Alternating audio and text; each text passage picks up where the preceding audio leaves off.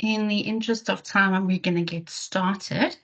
I just want to welcome everyone to this morning's forum. This forum is in partnership with Deloitte.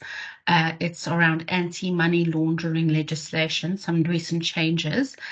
We are joined this morning by Dean Shivers and Graham Pampel. I hope I'm pronouncing your surname correctly. Dean is the Financial Crime and Regulatory Leader for Deloitte Risk Advisory Africa, and Graham is the Associate Director for Deloitte Risk Advisory Africa. Welcome so much to today's forum, and we'll hand over to you. Thanks so much. Thanks, everyone. I'm going to just pop up a deck to start with. So maybe just let me know once that's showing and we'll go from there.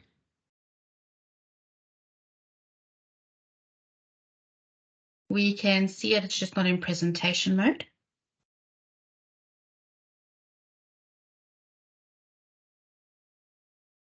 Perfect. Right, we're good to go.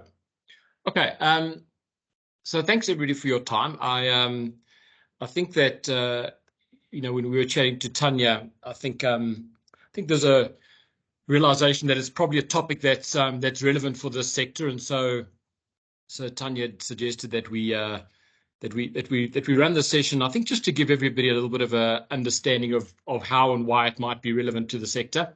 So I see that we have got an hour and a half put aside, so there's plenty of time.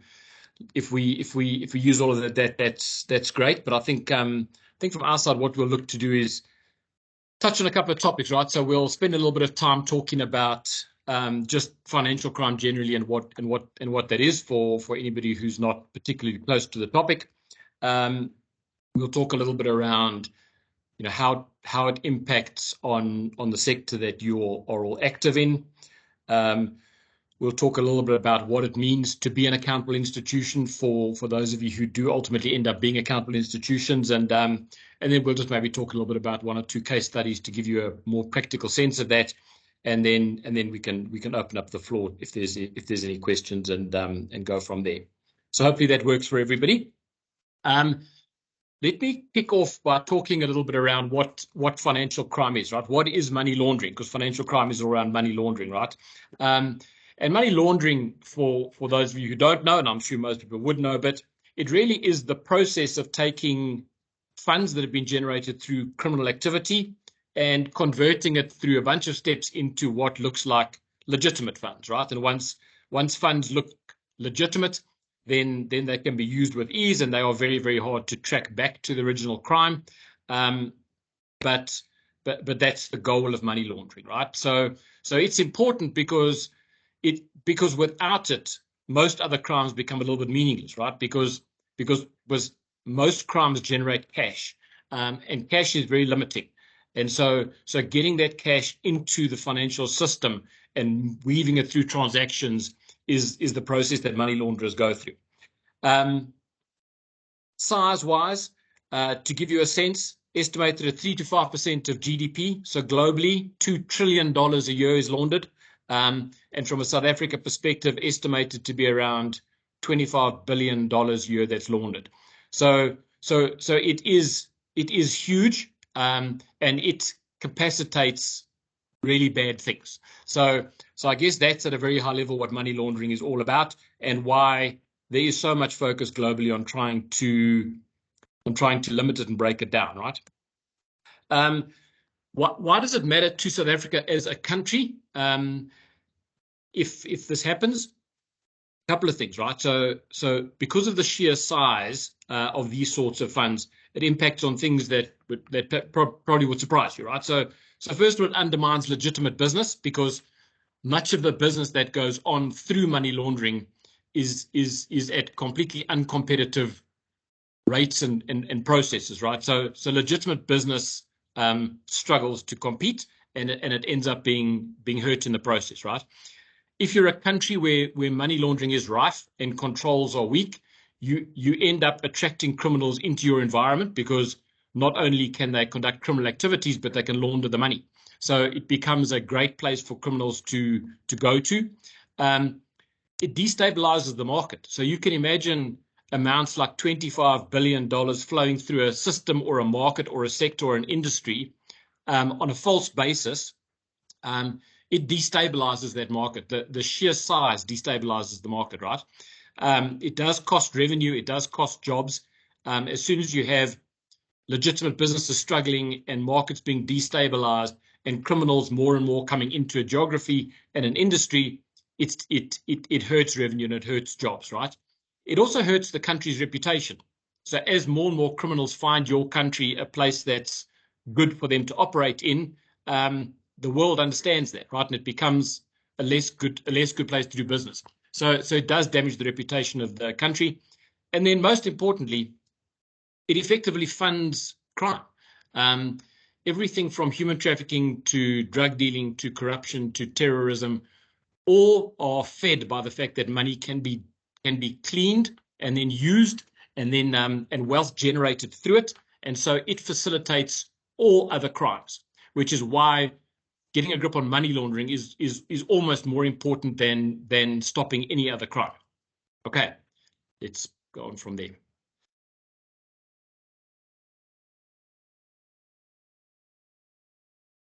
Okay, so this is a regulatory topic, and I just wanted to give everybody a little bit of a sense of how it is regulated.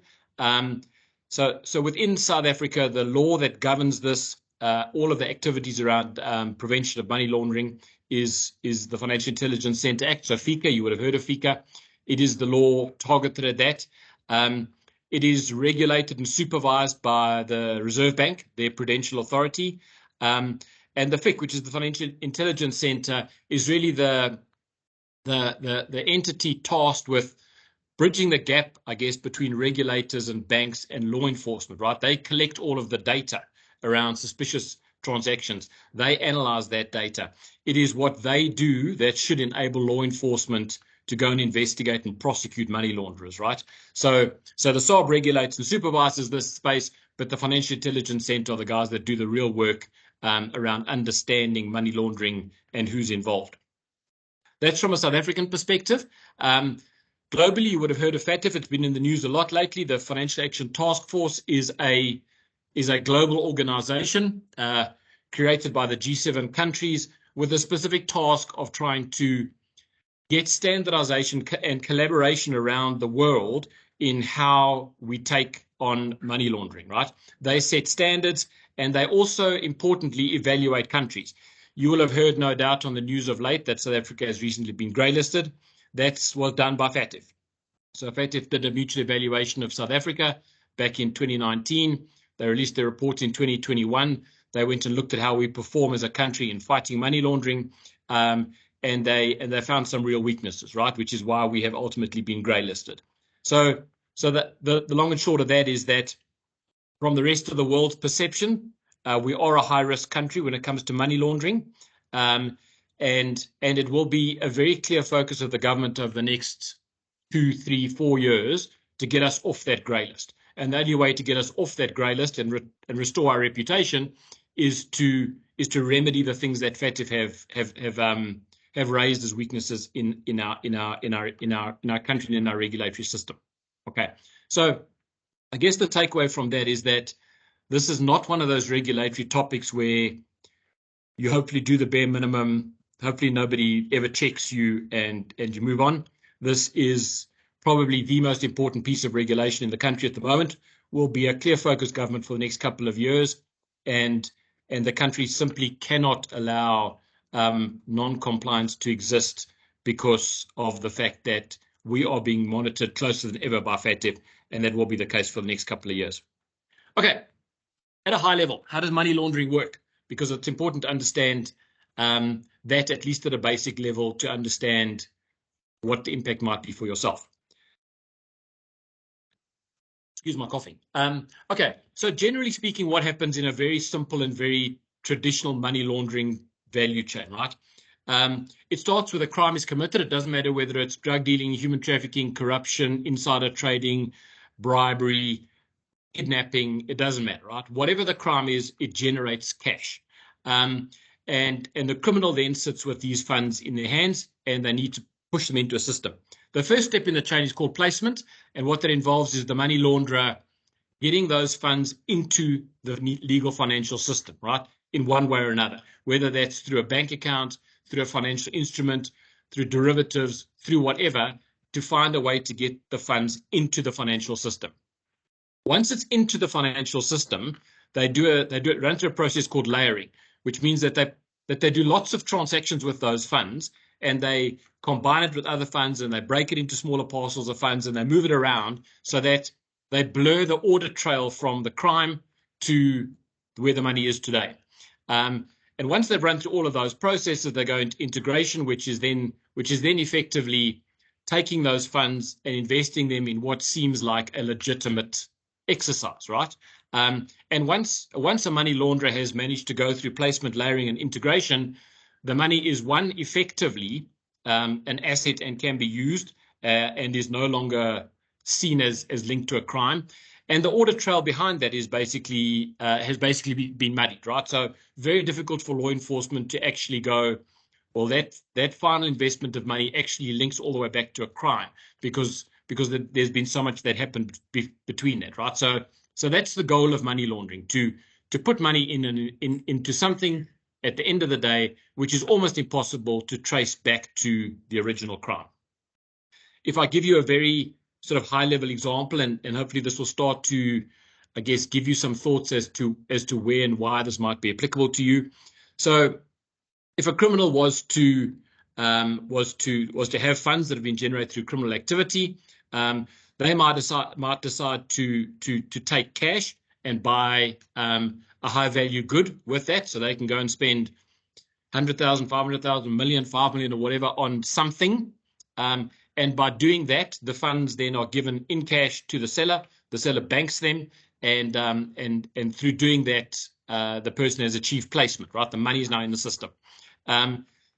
That person can then resell those goods. That money can go into a bank account. That person can then move it offshore. They can move it between accounts. They can split it up. They can do all sorts of things with the funds that they've generated. And then ultimately, they may withdraw that money or take that money and buy a property or something along those lines, right? That is a practical process of how one may go through the money laundering process, and in effect have cleaned what was funds generated from criminal activity. Okay.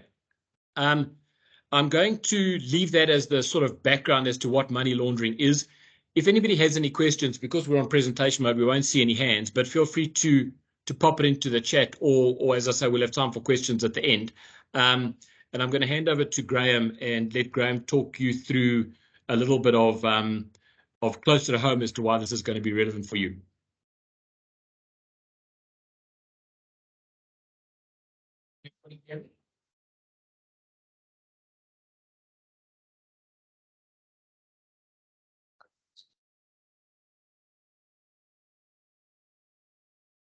Hi, can everyone hear me?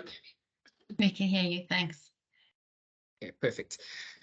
So the question is, why did we need to go through this change? There were quite a few changes that came through in December. There was quite a lot of activity quite late last year. There were amendments to a number of pieces of legislation. And then there was the introduction of new accountable institutions. The first thing to probably note is that the reason for the change was not for, government to monitor citizens. So the intention is not that, more regulation.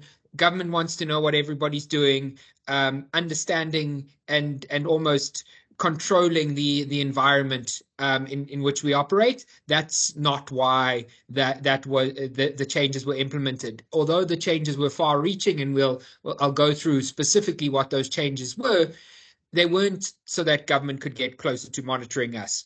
The typical thing that often gets said is that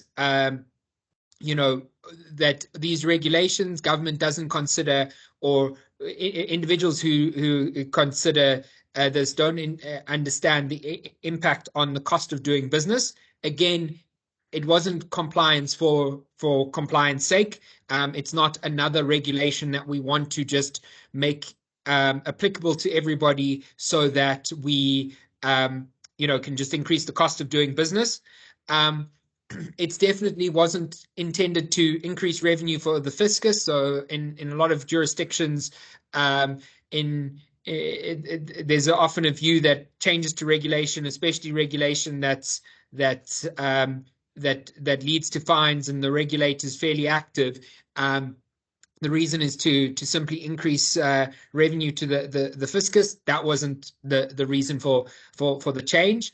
The changes weren't to avoid grey listing. It may appear that way, but that was never the intention. Having been in financial crime for quite a long time, these changes were actually proposed in about 2013, 2014. The amendments to the Act schedules were proposed. Its timing just seemed to come through at the same time as the discussion on grey listing, but it had always been the intention to increase the number of accountable institutions. So it wasn't seen as the silver bullet to prevent grey listing. The regulators, government's not trying to make it difficult for organizations to comply, and neither is government trying to pass on their responsibilities for tackling crime onto these new accountable institutions. Effectively, organizations become a information point, and that information then can become useful information which the government can use. So the more information they have, the better quality their investigations, to see the flow of funds, and the more they can actually prosecute and get down to the actual individuals performing the crime. You can go to the next slide. So why were these changes selected? Now, I'm probably giving you a bit of extra knowledge, extra information. Maybe some of this is, most of this is probably not 100% relevant to the medical industry, but I think it's important to understand, that there was some thinking behind all of these changes. Right, so some of the changes, and again, we'll go into the specifics on the next slide. But the changes now requires full KYC or full compliance with the law on FICA for store cards. So your rewards cards, you go to a mall, you buy a gift card. Perfect place for criminals to load large sums of cash and get rid of their cash, because the store, no one asks for identification. That card can be just given to the next person. There's no identity linked to it. So it can be a great place to launder money. Cryptocurrency. I think we all know that some of the benefit of cryptocurrency is that it's supposed to be anonymous, so money gets transferred in, can be moved around in this in effectively cyberspace, and then withdrawn somewhere else. Through that, you can avoid exchange controls, both in South Africa and overseas. So it's possible to move currency. So that was why they decided to include the cryptocurrency service providers. Mobile money. Again, it's a technology. Banks don't get to see what's happening on your phone. And these mobile devices can be used to purchase airtime, purchase movies, purchase movie tickets, transfer funds, pay internationally. You see these often being used to gamble, even in South Africa. So again, it's possible to get rid of money and disguise the trail of flow by using a sort of mobile money. And then probably coming to two of the other ones, probably one of the two of the larger ones that impact a large number of organizations is credit providers. So typically when individuals take out a loan, out a loan for an asset, and the intention is that you're going to settle that loan over time, based on income. What often happens is these loans get settled in a short period of time. And these can be, leases where someone is leased to own type scenario, where you're leasing equipment from a company, and then you pay off the entire lease with a large installment. And then the high value goods is really around that. Criminals don't have small amounts of money that they need to usually get rid of, so they usually buy expensive assets. And rather than just simply going and saying vehicles, high value goods includes a lot of other goods, antiques, art, and we'll touch on some of the other ones as I go through the amendments that were made. So that's why these changes were selected, and I'm going to go through now all of the changes and the new accountable institutions in South Africa. But there was a method in the thinking of including all of these organizations as accountable institutions.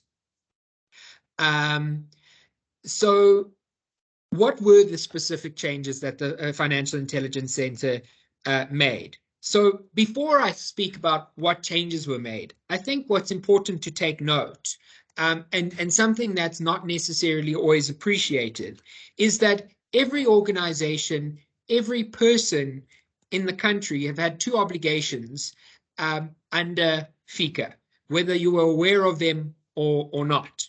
The one is around reporting suspicious transactions.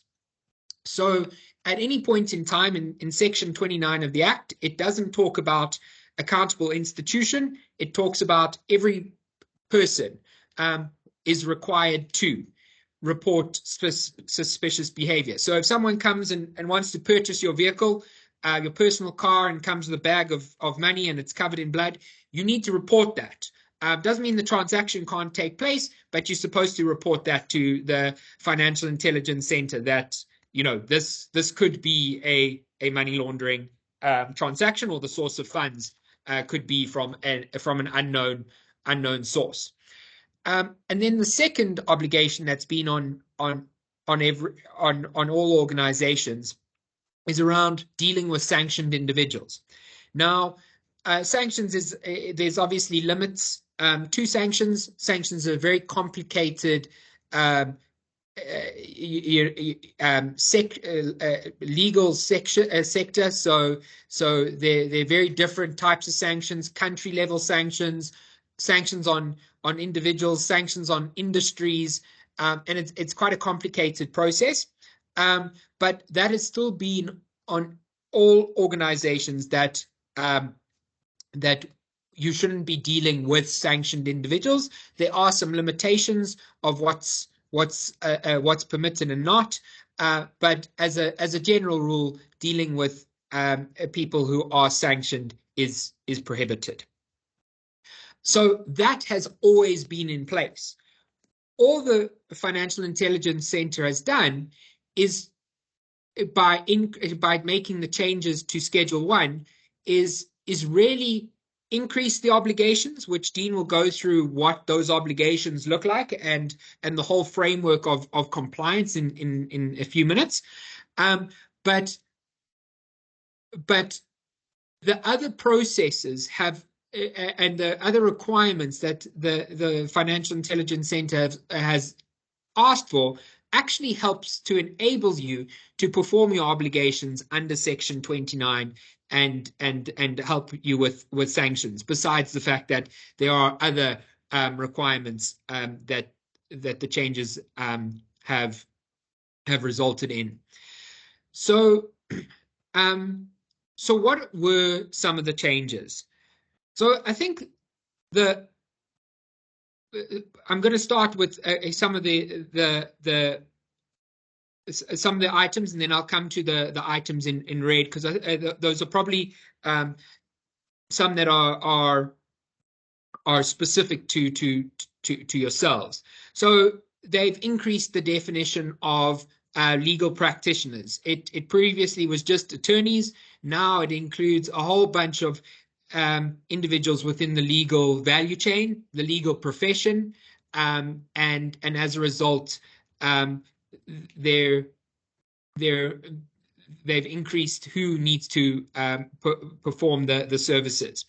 Trust and company service providers. So this becomes an interesting scenario, particularly for organizations that provide advice, particularly supporting companies with foundational work, help, the professional trustee. All of those individuals are now accountable institutions, and particularly around helping organizations run companies or form companies or perform company type transactions are accountable. Property practitioners, here it's really talking to whether you buy and sell property, you lease property for income. So potentially, organizations sometimes have a property subsidiary which allows their staff to enter property transactions and property loans. That will then make that organization an accountable institution. We've touched on some crypto asset service providers, why they've now been included.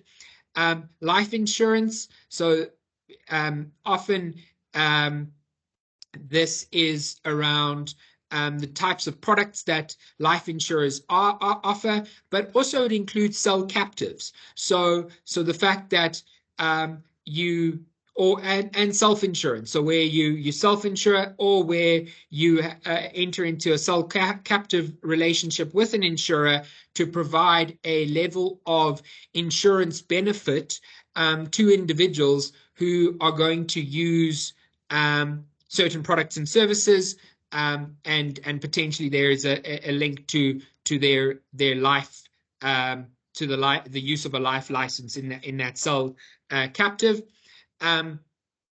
Value transfer providers. So this is, the store of value cards, which I spoke to earlier.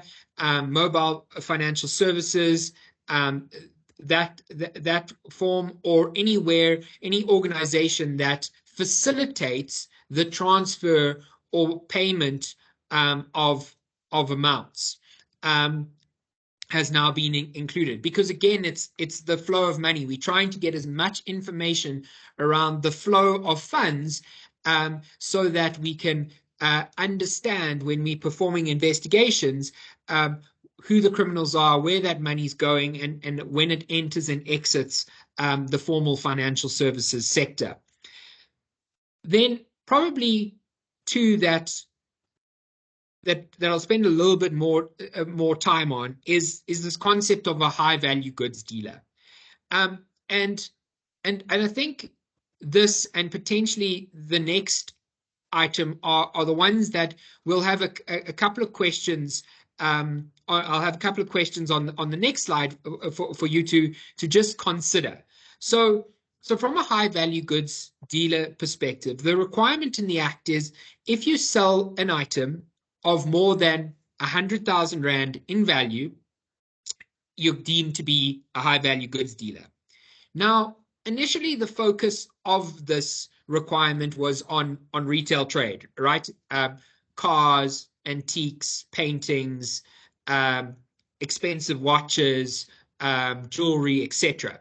However, when you start to unpack the legislation, the focus is not only on the retail sector, but is actually on all industries who offer goods of greater than 100,000.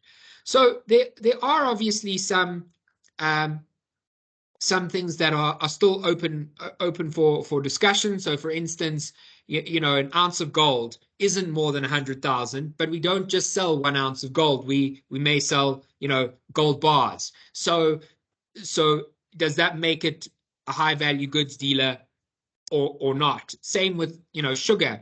You know, we normally sell sugar in tons. We don't sell it per grain. So there is some contention around when you would exceed the 100,000 rand. But for the most part, if you sell single items of physical goods, not services, goods of more than 100,000 rand, that is deemed to be a high value goods dealer. And this has resulted in a large number of very large corporate organizations suddenly falling within the definition of accountable institution, because most organizations are selling these items. The next one is around credit providers. So this is not credit providers that are in the traditional sense. This is not the bank who is loaning you money in terms of the national credit regulation, performing the affordability assessment, and understanding whether you can actually afford the loan. That they were always accountable institutions. And they were always accountable institutions. What this is really focused on is around those organizations who've structured their business and structured how they provide services to be excluded from the need to register with the national credit regulator, but offering credit. Now, there are many scenarios that could lead to this. So, you know, providing payment terms, leases for goods and services, lease to own, rentals, consignment, all of these things can be considered as credit type transactions that didn't fall within the NCA Act, but now are still credit type transactions, and these are now deemed to be accountable. Go to the next slide. So from that perspective of why the FIC or why the Financial Intelligence Center Act changed, I'm going to try bring it a little bit closer to home and why this is specifically relevant to your industry, and why you may be considered as accountable institutions, both legally, as well as why your industry may be targeted from a money laundering perspective. So firstly, as shown on the diagram on the left, there are many different stakeholders and parties in the value chain, and this is not a linear value chain. You can have local manufacturers, you can have importers, you can be exporting equipment, you can have multinational organizations, wholesalers, distributors, you can be dealing with doctors, sales representatives who are effectively selling your products on your behalf to doctors.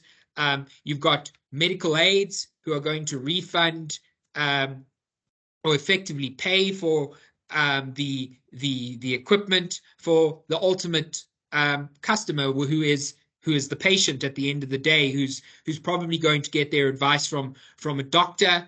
So there are numerous stakeholders in this value chain, and at different points, organizations in the value chain will be interacting with different individuals, and as a result of that, that obviously exposes organizations to different levels of money laundering risk, particularly if you don't know who those parties are that you're directly dealing with, either from an importation perspective or distribution perspective and sales perspective. These are all concerns that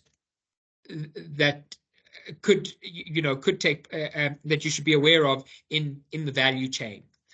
Now, why is the medical healthcare and industry susceptible to money laundering? Well, it's one of the largest industries in the world.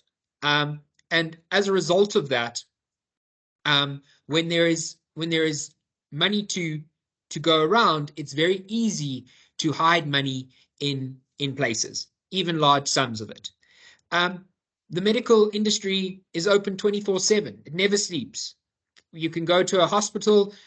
You can purchase equipment. You can go in there and get medical devices. And as a result of that, it becomes a good place for individuals to go and spend money effectively, and purchase things and the like, because it is always open for business. It's got a good reputation. The medical industry is effectively an essential service. It's doing a public good. So anybody who's seen to be giving money to the medical industry is seen to be doing a good job or good service to the industry because it's so essential. But the source of that money may not be good. Procedures, equipment, all of these things cost large sums of money. X-ray machines, as an example, all of those items are costly. So it's, again, very easy to spend large amounts of money to purchase equipment and procedures. There, as I've mentioned, there are a variety of third parties. There's suppliers that are involved. There may be sales representatives. There are doctors that are connected, and hence, there are a number of parties in a transaction. It's not necessarily a straightforward sales transaction, and there are also known issues in the industry: counterfeit goods, counterfeit pharmaceutical medication. There's known corruption on that can take place, not necessarily all in South Africa, but these are known issues that take place globally. So before I hand over back to Dean, who's going to take you through some of the compliance things, I suppose some of the questions that you should be sitting and asking yourselves at this point in time is, are the goods and services that we're offering more than 100,000 Rand in value? Because if they are, you may be deemed to be an accountable institution. Do we rent out our equipment and continually own it, but rent it out and lease it to other organizations? Do we offer organizations payment terms for this equipment? So payment over time, rent to own, as mentioned previously. Do we offer those terms to customers? And do we provide consignment stock? So the stock is sitting at the customer's location until it eventually gets sold. And I suppose if you're answering yes to some of those questions, and I'm not suggesting that those are at all the only questions you should be asking yourself to determine whether you're accountable or not, there is a high probability that you are accountable, and as a result, you will have to apply the requirements of FICA. So let me hand back over to Dean, who will take you through some of those requirements.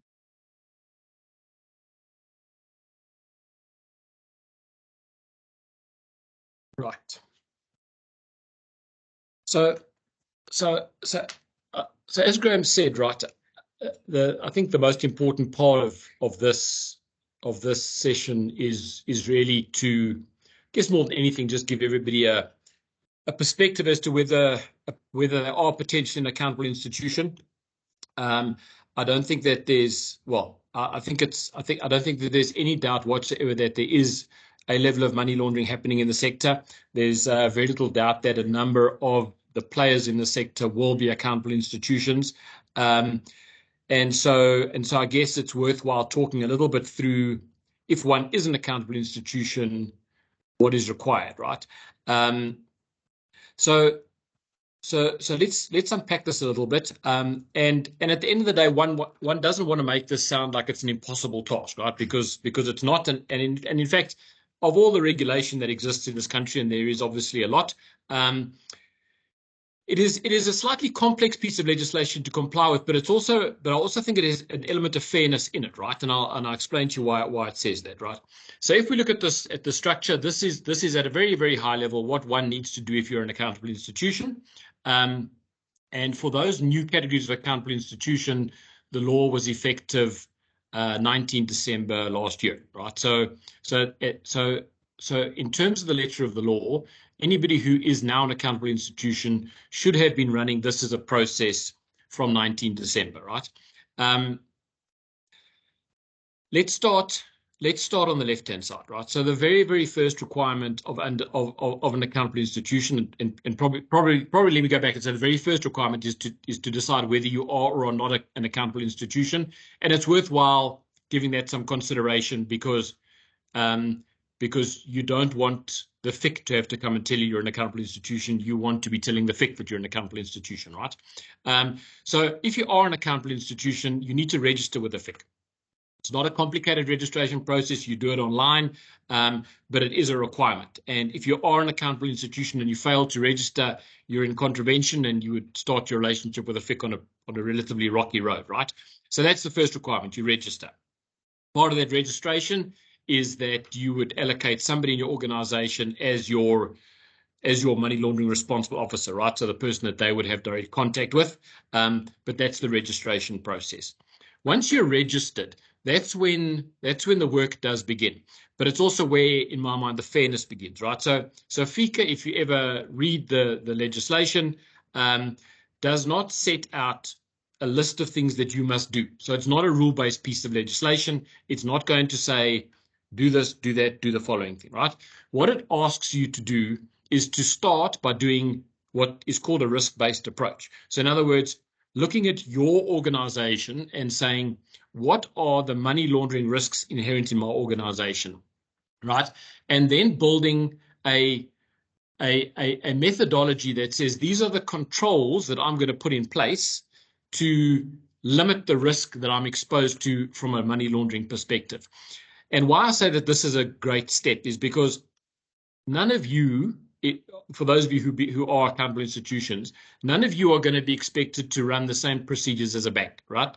Banks have lots of cash in and out. They have cross-border transactions. They have strange products and derivatives and structures and things along those lines. So it's a far more complicated organization from the perspective of money laundering risk, right? The risk-based approach is every organization's opportunity to focus and narrow what they are required to do from a financial crime perspective, right? And the regulator will want to see your risk-based approach. The start of any review that the FIC would do, and the FIC does review everybody who is an accountable institution. The first thing they'll ask is to see your risk-based approach, because their review of what you're doing to counter money laundering is going to be based on your risk-based approach, right? And they may ask you to amend your risk-based approach. They may ask you to add something or adjust something. But as long as you are doing what your risk-based approach says you must do, you are unlikely to run foul of the regulator and you're unlikely to be fined, right? So it's important that you do this, one, so that you narrow the scope of what you need to do, and two, because the regulator will want to see it. I just want to stop for 1 second there and just say that we keep talking in this presentation around money laundering, right? Important just to understand that FICA does not only regulate money laundering, right? It's aimed at reducing money laundering. It's aimed at reducing terrorist financing as well. So you will often hear them talk about proliferation financing, which is weapons, terrorist financing, and money laundering, right? Because they're all part of the same regulation. So we just talk about money laundering as a generic way, but that's actually what this is all targeted at, right? So as an accountable institution, you go and register with a FIC, and then you set up your risk-based approach, and then you would go about implementing whatever the controls are that you set up, and that's the important first step. Once you have your risk-based approach, you will then set out how you will run your organization from a from a financial crime perspective, right? And there are a couple of columns here, and I'll touch on all of them briefly so that you have a sense of what is required, right? The first part is onboarding, right? So this is what you will have commonly heard referred to as KYC, know your customer, right? Who am I doing business with? Do I know this person? Do I know them as in I have some understanding of who I'm dealing with here? Am I dealing with a reputable listed company or a global conglomerate, in which event maybe our risk's a bit lower? Or am I dealing with an individual? Am I dealing with an individual who has links to countries which are deemed as high-risk countries from a money laundering perspective? So just understanding who you're dealing with is the first requirement. And that ID&V process when you're onboarding a customer is a critical step, and you would have to have something in place that says, how am I viewing this customer from a risk perspective?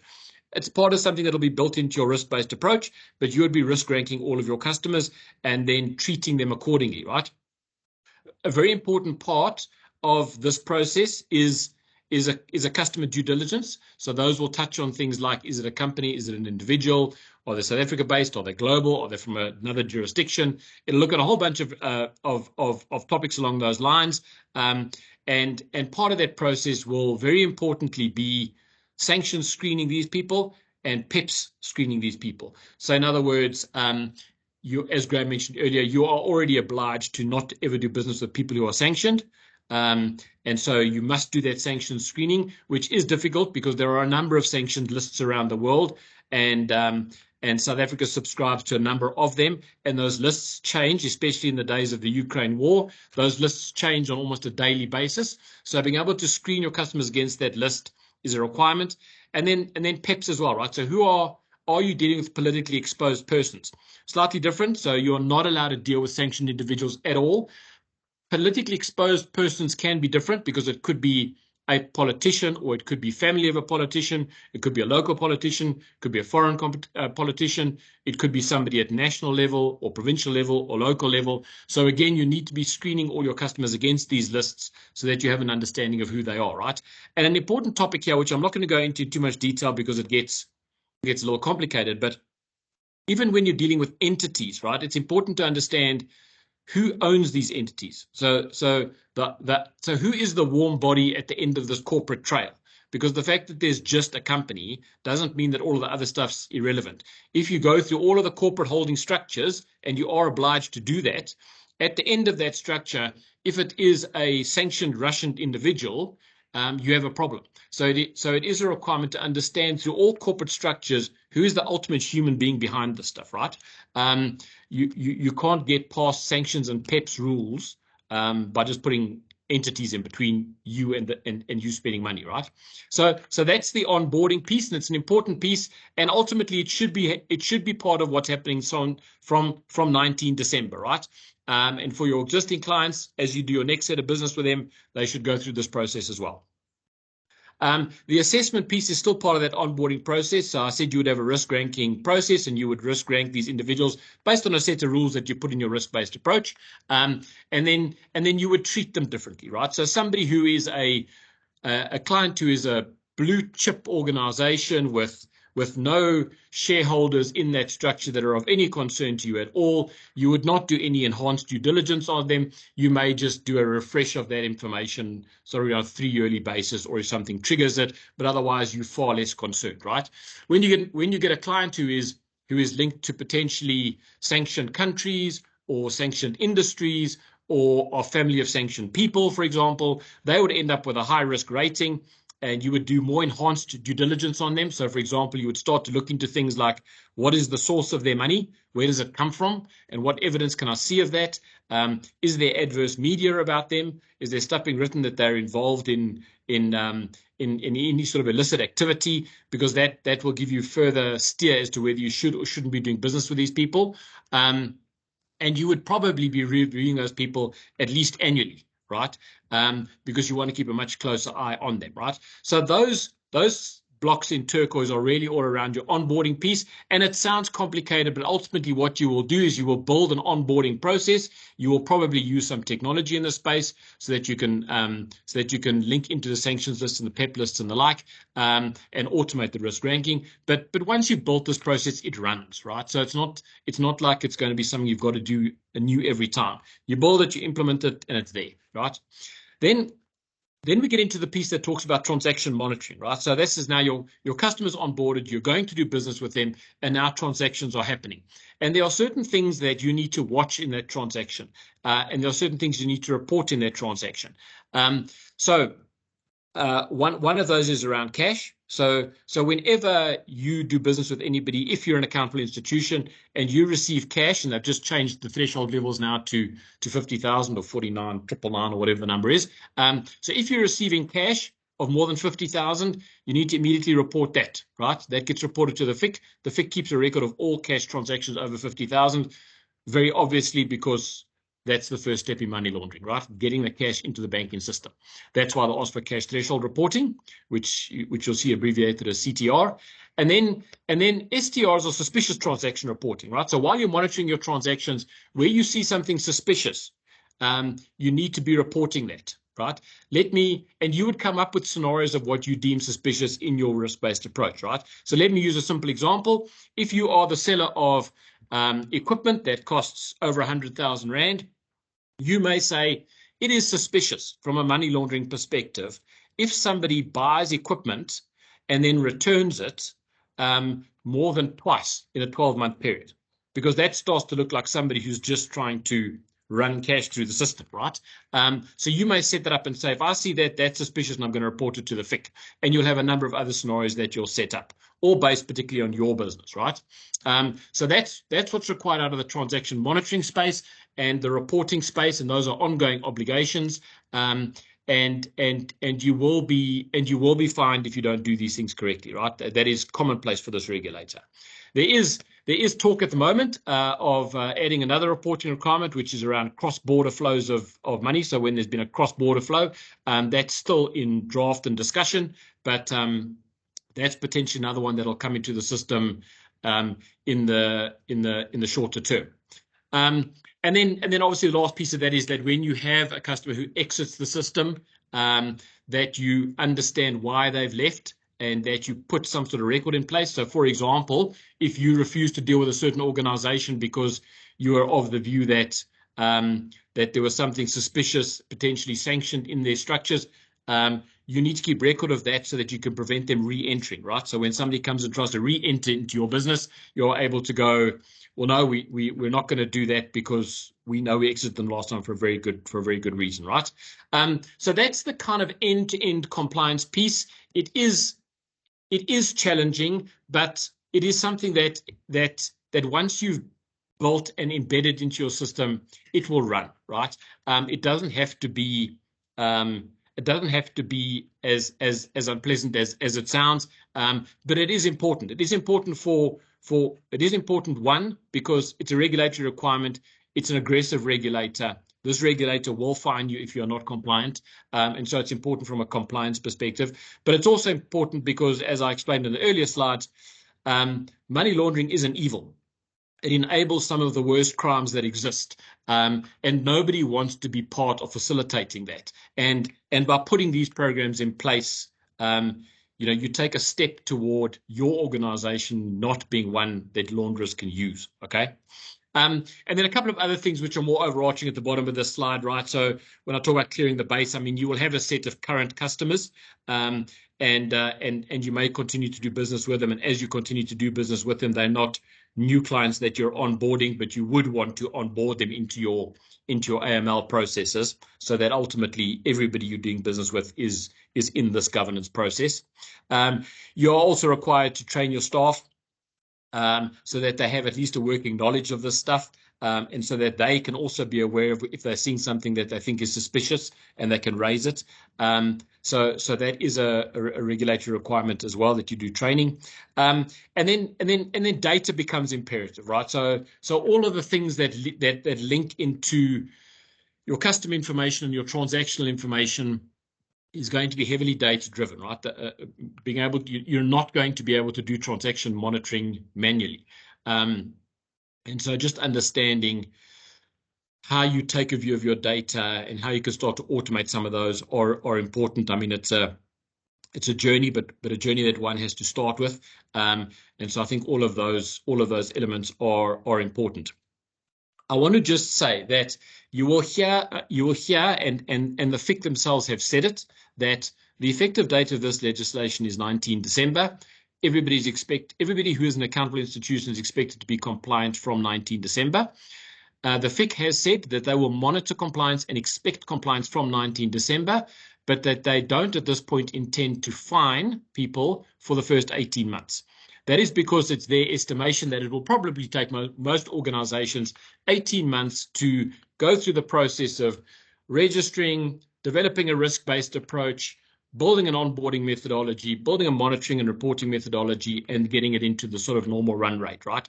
So the important part is to use this calendar year to get the stuff in place, because you won't get fined if you're non-compliant. But it is important that if the regulator comes to you, you can show them that you're making progress and making good progress, because there will be zero tolerance for non-compliance after the 18-month period, right? In addition, you don't want to be on this regulator's radar. So if the regulator comes and sees you in September, halfway through the first 18 months, and nothing's happened, you will be on their radar. And then you will see lots of them, and that's not a desirable place to be. So I think from our perspective, take a view on whether you're an accountable institution and get started on the first couple of things, because they are the most important. And everything you do from now on under this topic would be under the risk-based approach, your risk-based approach. So that's the most important criteria. Okay. Hopefully that gives a sense of what being an accountable institution is all about. We've got sort of half an hour left. I think I'm going to hand back to Graham and let him do a little bit of a case study, and then happy to open up to questions, and we go from there.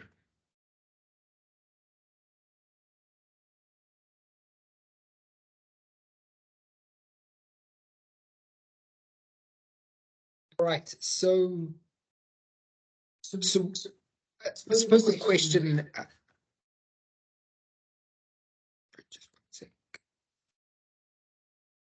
I suppose the question that we need to ask ourselves is, we've obviously gone through a process of discussing, what is money laundering, why the FIC made changes, what compliance is all about. The question that's probably still on a lot of people's minds is, but is this still really relevant to us? Can money laundering actually take place in our industry? Does it take place? To what extent does it take place? And the like. And I think from these sort of newspaper articles, the US National Risk Assessment, it's taking place on an ongoing basis. There is a lot of activity that's being that's occurring by third parties, or sales representatives, by the pharmaceutical companies directly themselves in certain instances, for whatever reason, but crime is taking place, and we can't think that it will never happen to us, or that the impact is small. We're all aware of what happened during COVID-19, with all the PPE equipment, and the potential crime and corruption and money laundering that took place through that process. So it is occurring, and you can go to the next slide.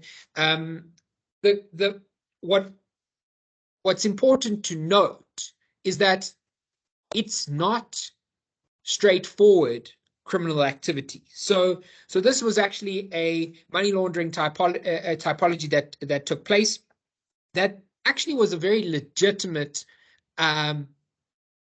appeared to be a very legitimate business. Okay, this isn't a medical technology, a medical devices instance of money laundering, but there was a legitimate company in Nigeria that had a license, who was perfectly licensed to buy ephedrine and use it in the manufacture of pharmaceuticals, but they were using it for other purposes, including a number of other individuals. There was large flows of money. They even got banks to loan them money so that they could perform their criminal activity, because they made it look like a legitimate business. They bought expensive assets, generators, cars, company vehicles, and it was a legitimately sort of a legitimate company just acting as a front for other criminal activity that was taking place in the background. And this is not this wasn't just a isolated case. From the same report which I've referenced there, which you can have a look at, there were about 10 different money laundering typologies, all in West Africa. So obviously it was very specific. Just for context, Giaba is the West Africa equivalent of FATF. So they're what is referred to as a FATF member body. So they did research, and in West Africa, all of the countries, Cote d'Ivoire, Togo, the Gambia, there were very similar cases of very complicated money laundering schemes that wasn't just simply placing cash into a system and moving it around. It involved numerous parties, numerous individuals, logistics companies, and very complicated financial crime syndicates. And the point that to probably to take out, despite the fact that there are some indicators of what was, could have been identified as money laundering concerns, the fact of the matter is that the money laundering in the industry is not straightforward a criminal activity. The arrangements and the syndicates can get quite complicated and involve a number of organizations for whom we don't know who the ultimate beneficial owner is, and the like. And another thing to just consider from a money laundering perspective before going on to onto the next slide is that when we talk about proliferation financing and the financing of weapons for mass destruction, the key thing to remember is some of the products and services that exist in the medical industry can be used in other for making weapons of mass destruction at the end of the day. For cancer treatments, the microchips. I'm sure you've seen the news where microchips are being pulled out of appliances to make missiles in Russia, allegedly. So the point is that these complicated pieces of equipment can be shipped to other organizations or other countries with the full intention of them for medical purposes, but then be used for other reasons. So there are many areas in which the pharmaceutical and medical technology industry can be utilized for money laundering. We can go to the next slide. So some of the other red flags that I mentioned, or we can just draw attention to, is that often the medical industry is seen as an area where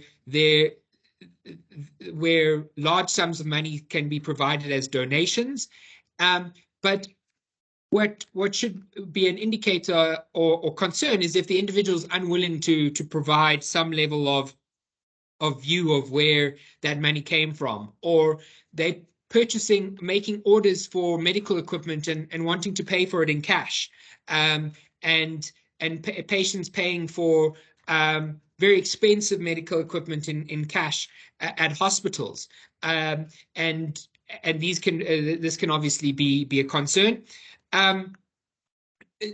Again, as I mentioned in my proliferation financing example, where you're dealing with an organization that shouldn't be purchasing medical equipment, or purchasing the wrong medical equipment. So, for instance, they purchasing things for heart procedures rather than for orthopedic surgeries. All of these things can be indicators of where a criminal, the organization has been infiltrated and essentially is now performing sort of money laundering, terrorist financing, and proliferation financing type transactions.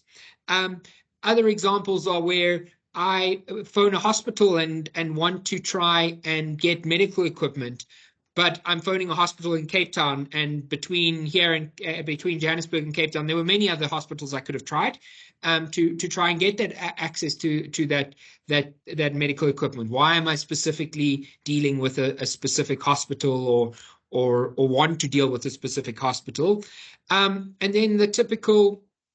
And this is probably, again, a little bit more fraud related, but it's always important to remember that money laundering, as Dean mentioned when he mentioned money laundering, terrorist financing, financial crime is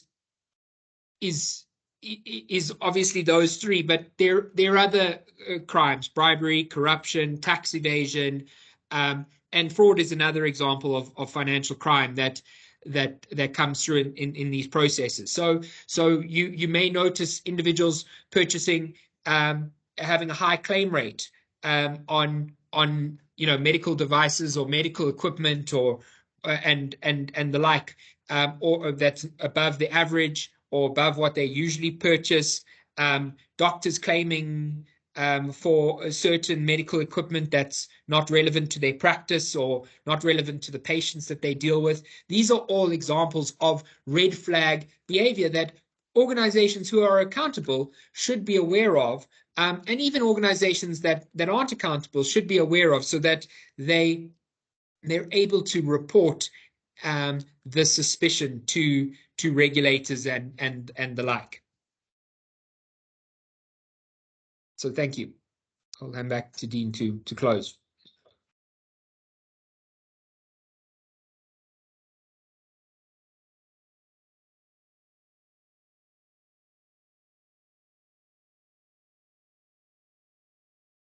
You're on mute. Sorry, Dean.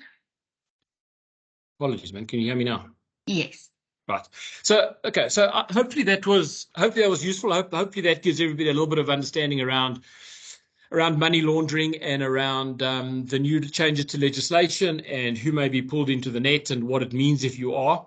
I know we've sort of got 15 or 20 minutes left of the session, so happy to take any questions if there are any.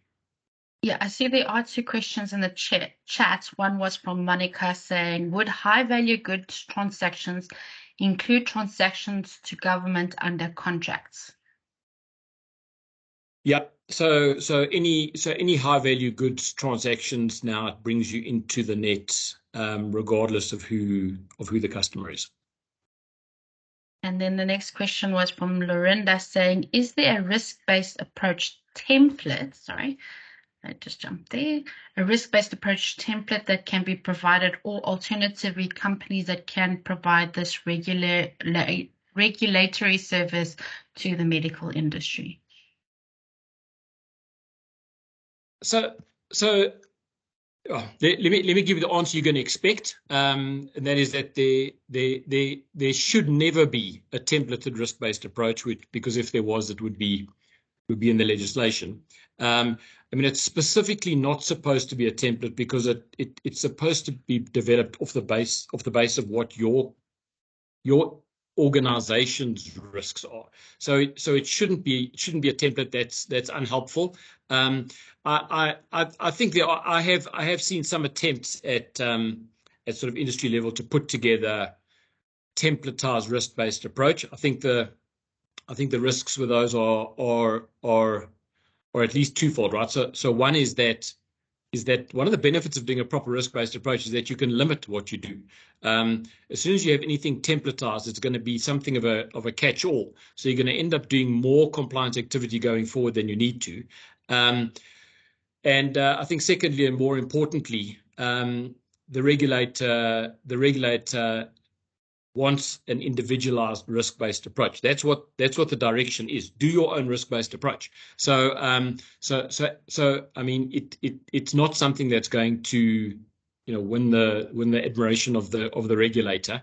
So I think it is advisable to do your own for many reasons. And as to the point as to who assists with that, we do, all consulting firms do, and so the large ones, and there are a couple of niche fin crime advisory firms as well, but I do think it is probably the most important element of your compliance program. So yeah, probably recommend away from a template for that. There's another question from Monica. Suggestions on how to address or perform a risk analysis for a micro enterprise in South Africa. And this is a micro enterprise who operates outside of the formal business environment with medical goods, which could be sold in a retail environment or a wholesale environment. Well, look, I suppose the answer is that I guess the answer is when you're doing a risk-based approach, and I guess the best steer I can give it is some sort of high-level framework, right? So generally speaking, you develop your risk-based approach off the back of doing obviously a risk assessment, right? A risk assessment is typically done looking at a couple of elements of your business. It's one, a look at the customer base, right? So as I mentioned earlier, there are going to be customers that are going to be a high risk, and there's going to be customers that are going to be lower risk. And when you're doing your risk-based approach and your risk mitigation measures, you're going to be focused from a client perspective on those that are higher risk, okay? And the second thing you'll be looking at is the types of products that you sell, right? So somebody who sells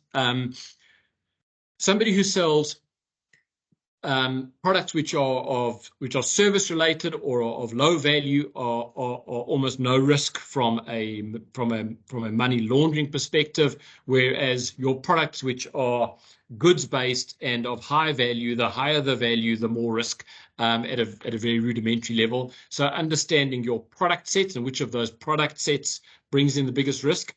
The third element you look at is geography. So if you're trading just within the borders of South Africa, that's probably a less risky scenario than if you're dealing with lots of cross-border transactions, and again, even more risky if you're dealing with cross-border transactions involving countries which are deemed to be of higher risk, right? So less concerned with dealing with places like the UK and the US, probably more concerned, obviously, dealing with the North Koreas or the Russias of the world at this point in time. And then the final piece is just understanding the fourth element of that framework is around your channels, right? So where you have a very simplistic channel where you sell directly to the end customer, that's less risky than when you have a convoluted channel, which may involve distributors and sales agents and hospitals and doctors and clients. And so there are more and more steps in the process, because the more complicated that channel is, the more digitized that channel is, probably the more risky it is. So none of those things are hard and fast rules, but understanding the flags for what can lead to money laundering risk in those four channels or those four aspects of your business is generally speaking how one goes about doing a risk assessment. That will highlight the risks, and that is what you then build into your risk-based approach, and then you build the controls off the back of that. So that's I guess the best steer I can give from a framework perspective.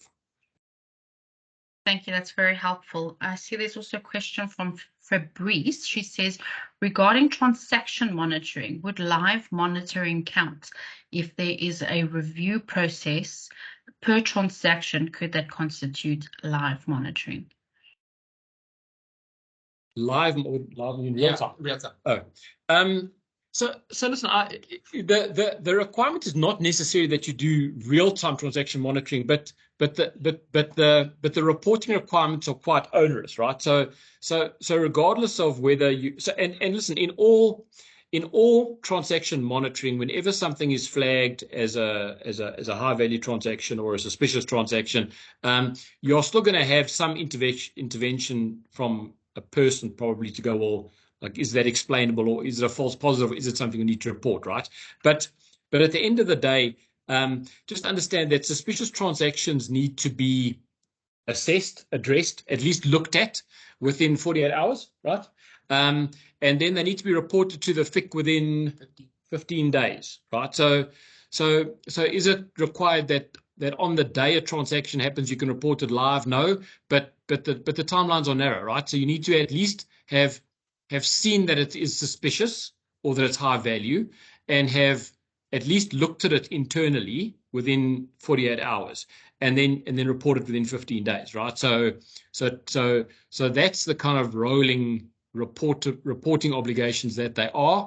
And reporting late is not an option. The regulator does not like that. So it's not always going to be live, but typically what you will see in transaction monitoring is that there is some level of system or analytics which is watching the transaction as they happen, and then there is a human in the loop view of that within a 48-hour period, and then the reporting happens within 15 days. So yeah, I think also just on that transaction monitoring comment, is just to keep in mind that it's not just an approval. Okay, a transaction has come through. This person has ordered 100 defibrillators.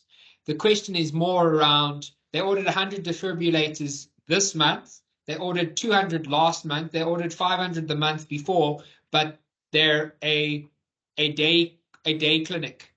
Why do they need 800 defibrillators? So even though you're approving the transaction live real time, whether the transaction can take place, there's nothing wrong with the transaction of order.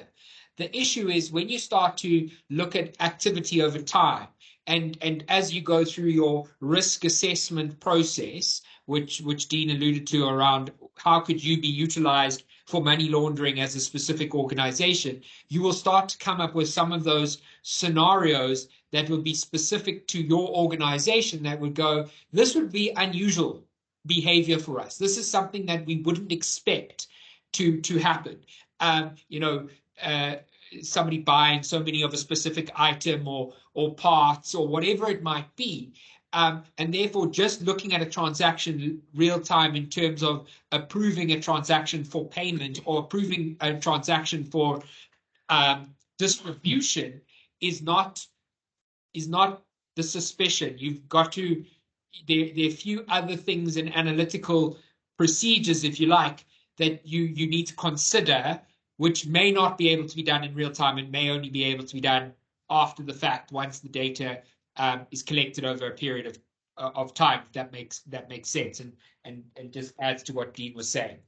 Yeah, remember that there's not that many instances where you are prohibited from allowing a transaction to happen, right? You can still transact, except in this case of sanctions, right? So making sure that your sanctions screening is perfect is really important, because you cannot deal with those people. For all the others, you can still do the transaction. It is about, if it is suspicious, that you report it, because the FIC runs just, and people might find this interesting because I think it's something that people don't always realize, right? All of this suspicious transaction reporting goes to the FIC. The FIC runs an organization called SAMED-Deloitte, where they sit with all the banks, and they actually take suspicious transactions, and they can actually map the money across the various banking institutions. And it's an incredibly successful, probably world respected process. So that information doesn't just go nowhere. It is actually actioned, and it is the primary body, I guess, within which money laundering and criminals are tracked down. Following the money is the key here, right? And the money that gets followed is identified by the suspicious transactions that are reported. So your reporting a suspicious transaction might involve a person which is linked to 2 or 3 other suspicious transactions reported by other people, and it's that ability to see those commonalities and to go, okay, well, now let's go and follow some money and see where that takes us. That's the critical part. So it is more about reporting the transaction than stopping the transaction.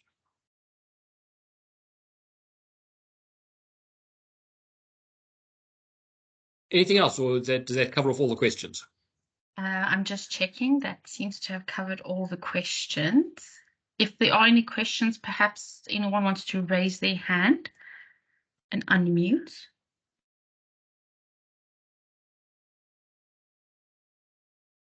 I don't see any further questions. Caroline? Belelwa, please go ahead. Sorry, I was slow to raise the hand. I think this must be, or this can be a direct or clear answer. If we'll have to consider what law entails in the context of South Africa. But then the question I have is, what if from a industry point of view, I did not become suspicious at all, and I saw the transaction as a normal standard business practice? So what does the legislation say? Is it still punishable, irrespective of the fact that I wasn't aware, I wasn't suspicious, I didn't perceive that there's any money laundering act? Yeah. So the short answer is no, right? You're not going to be fined for that. I think this is not a perfect science, right?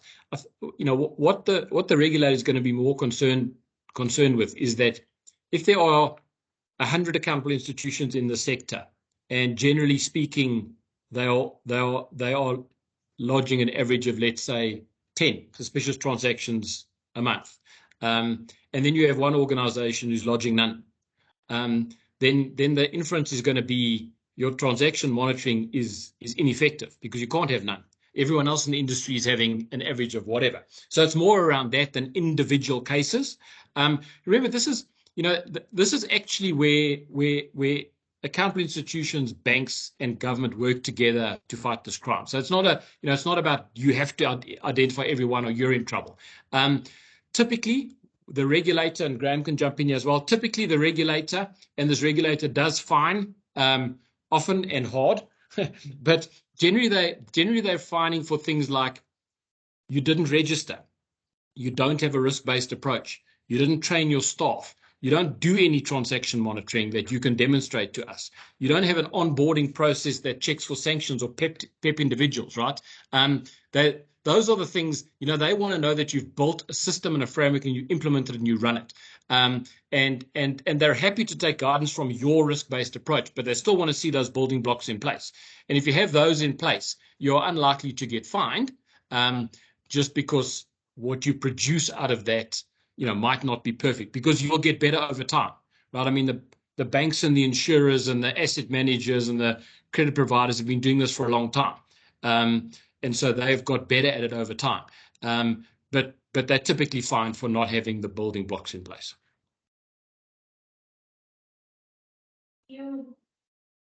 Does that answer your question? There we go. Perfect. Okay. Good. Are there any other questions before we close?